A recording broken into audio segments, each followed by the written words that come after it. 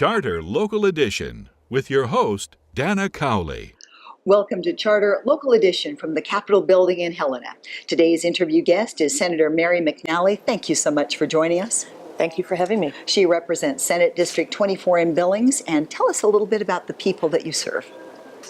Oh, I represent a wonderful area in downtown Billings. I live in my district.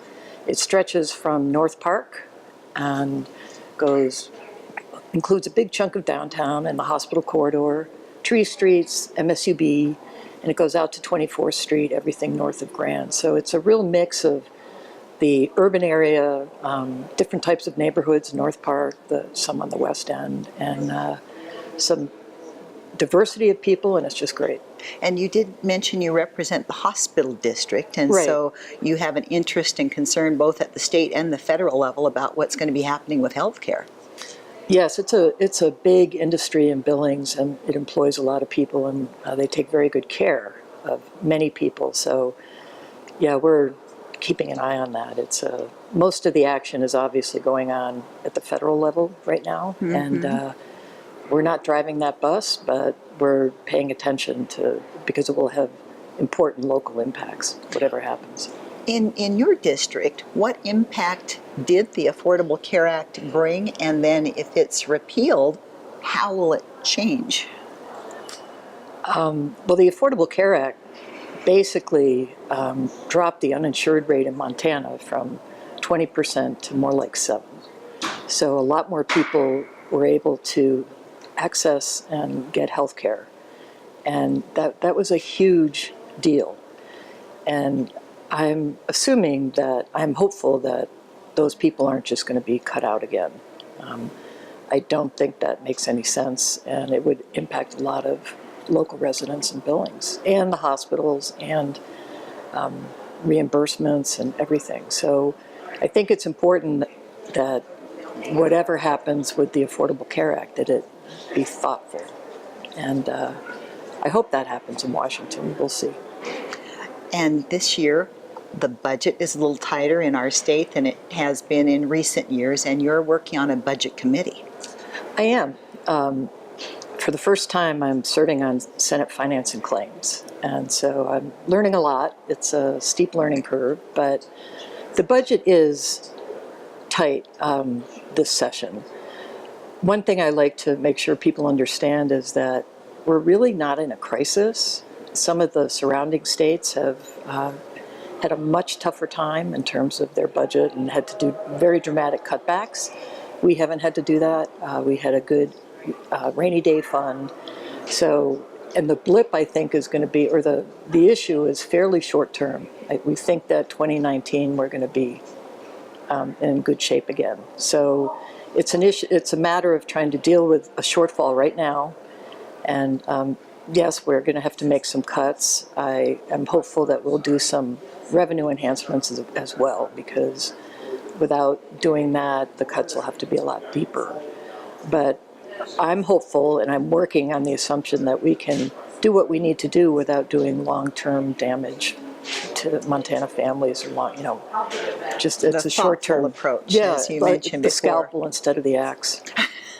So well, that's my hope. The governor has proposed some tax increases. You mentioned that perhaps this revenue shortfall might be short-term. It's always hard to tell with just the forecasting. You just don't know.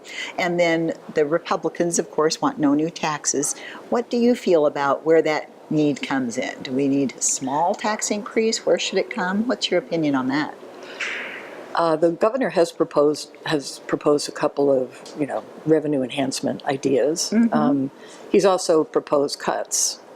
There's a whole package of cuts that have already sort of been accepted.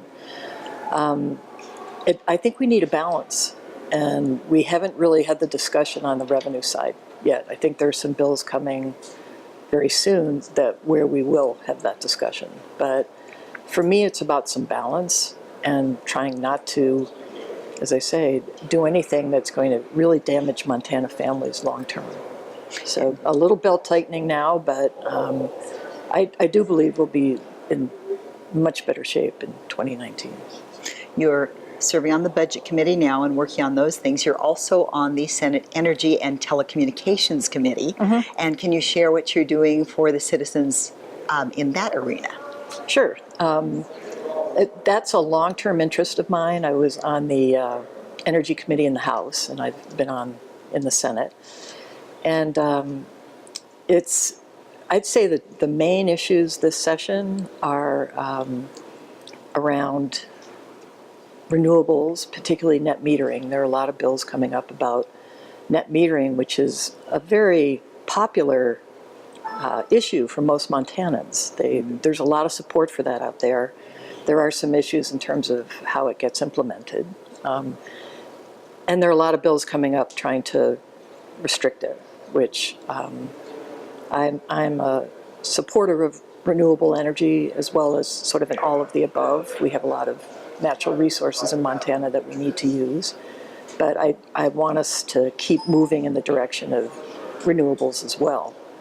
The other thing I think that is a big deal this session is Colstrip, and the changes that are coming with units 1 and 2, and what's going to happen with those, and particularly what's going to happen, the impacts on the community. And so there's a number of bills that are trying to look at that and trying to address that, and I think that's very important. So I generally, support that and would like to see us come up with some ideas that help the people there. I have time for just one more quick question. Okay. Most of the work on your committees is for the good of the whole, all the citizens of Montana. But what specifically would you like to do this session just for your constituents back home in Billings? I have a couple of bills I'm working on. One is already out there. Was trying to make sure that with insurance, that people don't, when they have $0 claims, if they have a claim that goes into the insurance company and it costs the insurance company no money, that's not held against them. Oh, that's nice. It would be nice, but it's been an issue, and it's been an issue in Billings after all the hailstorms, and so hopefully that bill will make it through. I just think that's very consumer friendly, and most people don't even realize that happens. No, and I think on the just on the superficial level, not being an expert or intimately involved in that, it just sounds like good common sense too. I think it is. All right. Well, thank you so much. We Thank you. appreciate you joining us and taking the time, and we wish you the best of luck in what you're doing for the citizens. Thank you, This is our Senator Mary McNally. I'm Dana Cowley, and this is Charter Local Edition.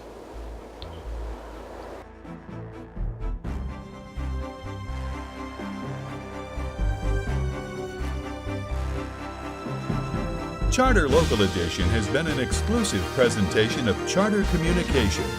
View all episodes at localeditiononline.com.